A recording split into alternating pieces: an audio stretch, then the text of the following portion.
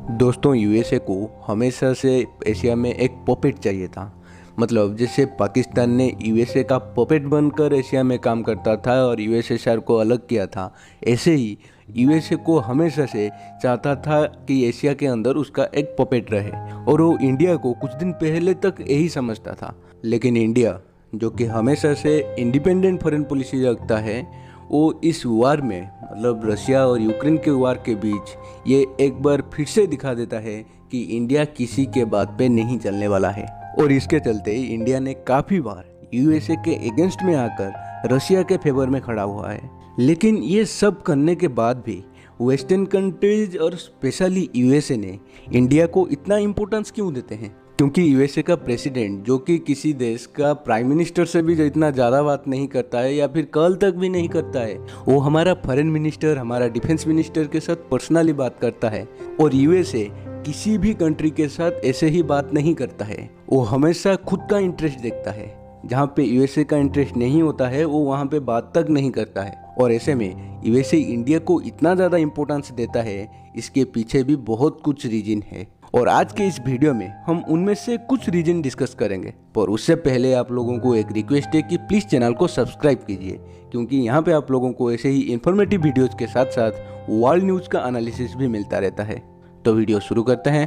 दोस्तों, जैसे कि आप लोगों को पता होगा कि यूएसए एक सुपर पावर है और वो हमेशा से चाहता है कि ये जो सुपर पावरशिप है वो उसी के पास ही बना रहे। और इसीलिए जो भी देश थोड़ा डेवलप करने की कोशिश करता है तो वो उसे दबा देता है। जैसे कि यूएसएसआर और यूएसए, इन दोनों का दुश्मनी वो काफ़ी पुरानी है और अभी ये रशिया और यूएसए के बीच चल रहा है। लेकिन इन दोनों का जो दुश्मनी है वो मेनली डिफेंस इक्विपमेंट के लिए ही है। मतलब यूएसए चाहता है कि और कोई कंट्री डिफेंस इक्विपमेंट बनाने में यूएसए का बराबरी ना कर पाए। और वहीं पे रशिया ने यूएसएसआर की टाइम से हमेशा से यूएसए को टक्कर देता रहा है ये डिफेंस इक्विपमेंट को लेकर।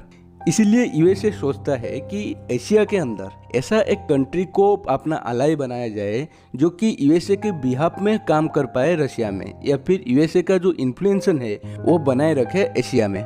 इसीलिए यूएसए चूज करता है इंडिया को। लेकिन इंडिया रशिया के अगेंस्ट जाने के बदले रशिया के फेवर में जा रहा है, क्योंकि इंडिया हमेशा से रशिया का एक क्लोज फ्रेंड रहा है।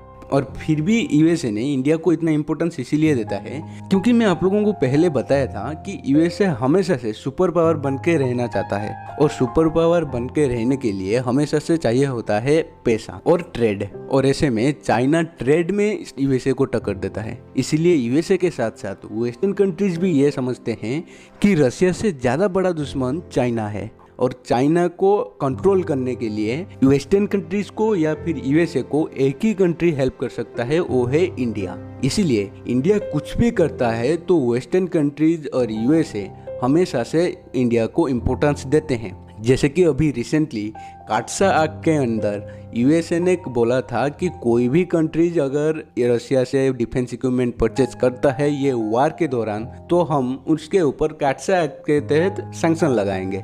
लेकिन इंडिया ने अभी S-400 का डिलीवरी लिया है रशिया से। इसके बाद भी यूएसए ने इंडिया के ऊपर ऐसा कोई भी सैंक्शन नहीं लगाया है। और यूएसए ये जो भी सब कर रहा है, इसके पीछे और भी एक रीजन है। और वो रीजन ये है कि अभी रिसेंटली यूएसए का जो इन्फ्लेशन रेट है वो 8% है। मतलब उनका जीडीपी जब 2% है, उनका इन्फ्लेशन 8% है। मतलब यूएसए का डॉलर का जो स्थिति है वो एकदम खराब है। ऐसे में अगर चाइना, रशिया और इंडिया ये लोग मिल जाते हैं तो डॉलर को कंपटीशन देने के लिए और एक करेंसी को इन्वेंट कर देंगे या फिर और एक पेमेंट सिस्टम को इन्वेंट कर देंगे। और अगर ऐसा होता है तो डॉलर एकदम कम हो जाएगा, ठीक ऐसे ही जैसे पाउंड के साथ हुआ था। तो देखते हैं आगे क्या होता है। फिलहाल आज के इस वीडियो में इतना ही। और अगर आप लोगों को ये वीडियो इन्फॉर्मेटिव लगा है या फिर इस वीडियो से आप लोगों को कुछ सीखने को मिला है तो प्लीज़ चैनल को सब्सक्राइब कीजिए। और इसके बारे में आप लोग क्या सोचते हैं कमेंट बॉक्स में बताइए।